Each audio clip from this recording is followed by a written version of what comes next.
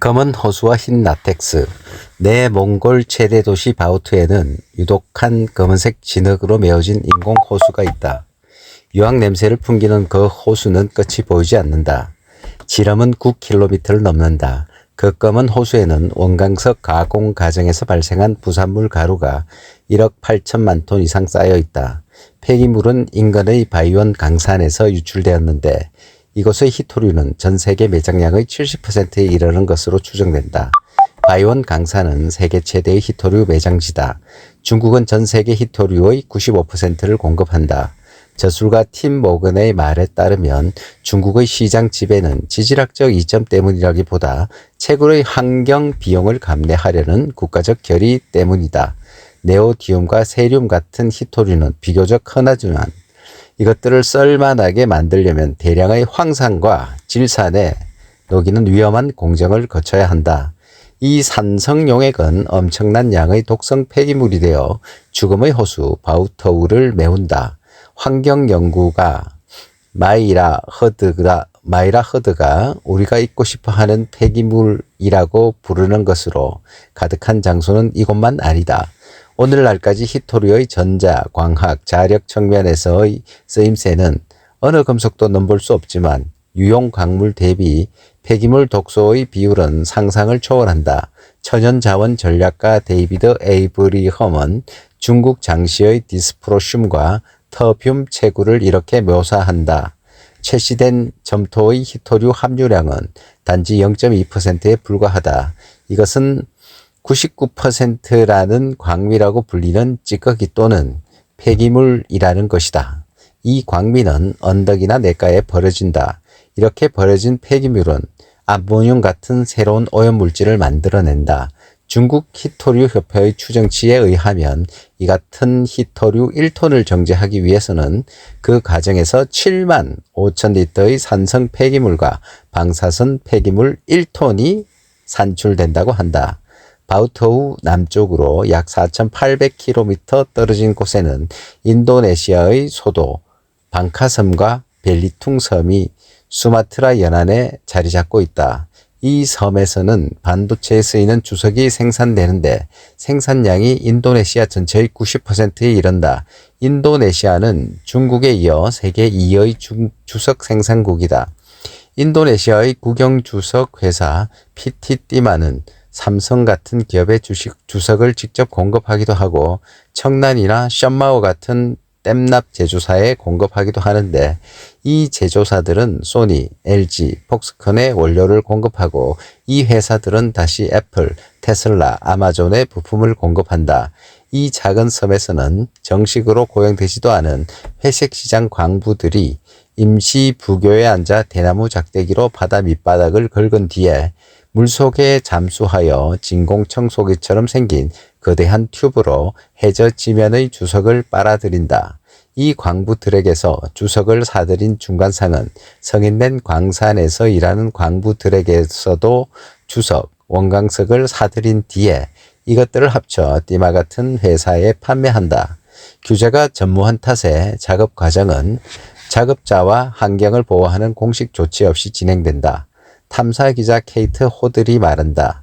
주석 채굴은 짭짤하지만 파괴적인 업종으로 섬의 풍광에 생채기를 내고 공장과 숲을 밀어버리고 물고기와 산호초를 죽이고 야자 나무가 늘어선 아름다운 해변의 관광업에 타격을 입혔다. 그 피해는 공중에서 가장 잘 보인다. 메마른 주황색 흙을 더 넓은 들판 사이로 무성한 숲이 조각난 채 옹송그리고 있다. 광산에 점령당하지 않은 땅은 무덤이 마맛자구처럼 들어서 있는데 많은 무덤에는 수백 년간 주석을 파다 죽은 광부의 시신이 묻혀 있다. 뒤뜰, 숲, 도로변, 해변 어디에나 광부가 있다. 이것은 폐허의 풍경이다. 코앞에 있는 세상, 우리가 매일같이 보고 냄새 맡고 만지는 세상에 초점을 맞추는 것은 생명의 공통된 성향이다. 그러므로서 우리는 우리가 속한 공동체가 있는 곳, 우리가 구석구석 알고 있는 곳에 단단히 자리 잡는다. 하지만 AI 공급 사슬은 온전히 보려면 지구의 범위의 패턴을 찾아야 한다. 역사와 구체적 피해가 장소마다 다르면서도 어떻게 해서 서로 밀접하게 연결되는지 예리하게 감지해야 한다. 이 패턴은 공간을 가로질러 살펴볼 수는 있지만 시간을 가로질러 찾을 수도 있다. 대서양 횡단 전신선은 대륙 간의 데이터를 운반하는 필수 기반 시설이며 전 세계적 통신과 자본의 상징이다. 제 나름의 채굴, 분쟁, 환경 파괴 패턴을 가진 식민주의의 물질적 산물이기도 하다. 19세기 말 팔라키움 쿠타라는 동남아시아산 나무가 케이블 열풍의 주역이 되었다. 말레이시아에 주로 서식하는 이 나무에서는 쿠타페르카라는 유백색의 천연 라텍스가 생산된다. 영국의 과학자 마이클 패러데이가 1848년 필로소피컬 매거진에 구타페르카가 절연제로 쓰일 수 있다는 연구 결과를 발표한 뒤에 원료는 공업업계의 총화가 되었다. 공학자들이 전신선을 어떻게 피복해야 해저의 혹독하고 시시각각 변하는 조건을 이겨낼 수 있을 것인가의 문제를 구타페르카로 해결할 수 있으리라 생각했다. 꼬인 구리선에 물이 침투하지 못하도록 보호하면서 전류를 흐르게 하는 방법은 물은 유기물 나무 수액을 4겹 입히는 것이었다. 국제 해저 전신 사업이 성장하면서 팔라키움 구타 나무 둥치의 수요도 커졌다.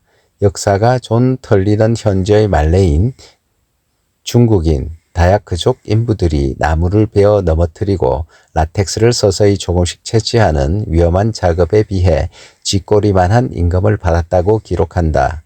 라텍스는 가공된 뒤에 싱가포르 무역시장을 통해 영국 시장에 팔려나가 무엇보다도 기다란 해저 케이블 피복으로 제작되어 전 세계를 둘러쌌다. 미디어학자 니콜 스트로시엘스키가 말한다. 군사 전략가들은 케이블을 식민지의 가장 효율적이고 안전한 통신 수단으로 생각했으며 암묵적으로는 식민지를 통치하는 수단으로 여겼다. 오늘날 해저 케이블의 노선은 제국의 중심과 주변부를 연결하던 초기 식민지 네트워크와 여전히 일치한다. 다 자란 팔라키움 구타에서는 약 0.3리터의 라텍스를 뽑아낼 수 있었다. 하지만 1857년 최초의 대서양 횡단 케이블은 길이가 약 2,900km에 무게가 2,000톤으로 약 250톤의 구타페르카가 필요했다. 구타페르카 1톤을 생산하는 데만 약 90만 그루의 나무가 필요했다. 말레이시아와 싱가포르의 밀림이 헐벗게 되었으며 1880년대 초 팔라키움 구타는 자취를 감추었다. 영국은 공급 사슬을 확보하려는 최후의 시도로 1883년 검지 조치를 통과시켜 라텍스 채취를 중단했지만 팔라키움 구타는 거의 멸종했다. 지구적 정보사회의 여명기인 빅토리아 시대의 구타페르카 제왕은 기술이 원료, 환경, 노동, 관행과 어떻게 얽혀 있는가를 보여준다. 빅토리아 시대의 사람들이 초창기 타다. 빅토리아 시대의 사람들이 초창기 케이블을 위해 생태 재앙을 앞당긴 것과 마찬가지로 현대의 광업과 국제적 공급 사슬은 우리 시대의 아슬아슬한 생태적 균형을 더욱 위험에 빠뜨리고 있다. 지구적 연산의 과거 역사에는 어두운 역설이 있다. 현재의 대규모 AI 시스템은 환경적, 데이터적, 인간적 형태의 추출을 몰아붙이고 있지만 알고리즘 연산은 빅토리아 시대 이후로 전쟁, 인구, 기후변화를 관리하고 통제하려는 오랜 욕망에서 생겨났다. 역사가 시어도르 드라이어에 따르면 수리 통기학의 창시자인 영국의 과학자 칼 피어스는 계획과 관리의 불확실성을 해소하기 위해 표준 편차와 잠깐만 가자 먼저 가서 어디 위치만 좀 가르쳐줘. 요 하고 요 하고 내가 갈게. 한 차로 가자. 이거 대차 따라갈게. 이거 하던 거 맞아 하고. 역사가 이빨 닫아. 한 차로 가자. 그래. 어디 갈 건데? 갈 건 위치만 가르쳐줘. 여기로 가게. 여기로 가게. 역사가 시어도르 드라이어에 따르면 수리 통계학자 창시자인 영국의 과학자 칼 피어스는 계획과 관리의 불확실성을 해소하기 위해 표준 편차와 상관 및 회귀 기법을 비롯한 새로운 자료 구성을 개발하고자 했다. 한편 그의 방법인 인종학과 깊이 얽혀 있었는데 피어스는 통계학자이자 우생학의 창시자인 자신의 멘토 프랜시스 골든 경과 더불어 통계학이 인종의 모든 특징에 대해서 선택 과정으로 어떤 효과를 얻을 수 있는지 탐구하려는 첫 단계가 될 수 있으리라 믿었다. 드라이어가 말했다.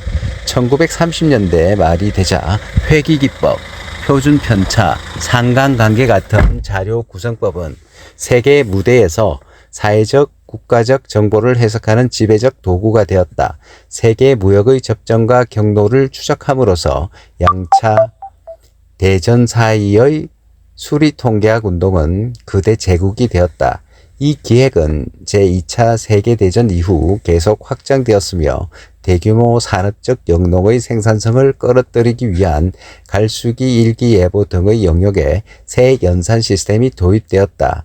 이 관점에서 보자면 알고리즘 연산, 전산 통계학, 인공지능은 20세기의 사회적, 환경적 과제를 해결하기 위해 개발되었지만 이후에는 산업적 추출과 착취를 배가하여 환경 자원을 더욱 고갈시키고 말았다.